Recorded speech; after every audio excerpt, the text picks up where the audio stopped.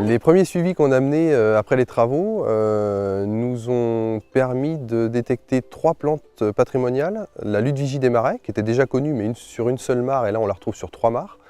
Le fluto nageant, qui là aussi n'avait pas été revu depuis 2010 et qu'on retrouve maintenant sur plusieurs mares, dont la mare créée. Et enfin la pilulaire, qui est une petite fougère qui n'avait pas été revue sur le site depuis plus d'1 siècle et qu'on a retrouvée sur les mares qu'on a remises en lumière, avec 150 pieds environ. Au niveau amphibien, là aussi c'est un secteur de Basse-Normandie qui est assez riche en amphibiens. Mais sur le site en question, on a mené des inventaires un peu plus poussés au printemps et on a eu la surprise de retrouver les 5 tritons dans les mares du site. Donc triton crété, triton marbré, ponctué, parmi les plus rares. Et on a au total 11 espèces d'amphibiens parmi la vingtaine qui est en Basse-Normandie. Donc il y a plus de la moitié des amphibiens de Basse-Normandie qui sont présents sur ce site.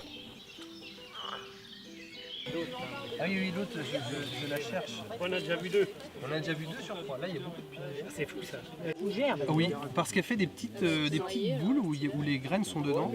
On l'appelle pilulaire ou boulette d'eau. L'ensemble du projet a été financé pour une grande part par l'Agence de l'eau Loire-Bretagne et l'Europe au travers du fonds FEDER. Et on a aussi bénéficié d'une aide financière de la biscuiterie de l'Abbaye, qui est une entreprise familiale basée tout près à Lonlay-l'Abbaye. Et d'ailleurs, on a officialisé ce mécénat au travers d'une rencontre avec les différents partenaires impliqués dans le projet. L'Agence de l'eau Loire-Bretagne, l'Europe, les maires des communes concernées, l'agriculteur riverain, le musée de la poterie, l'office de tourisme et évidemment les bénévoles et adhérents du conservatoire locaux.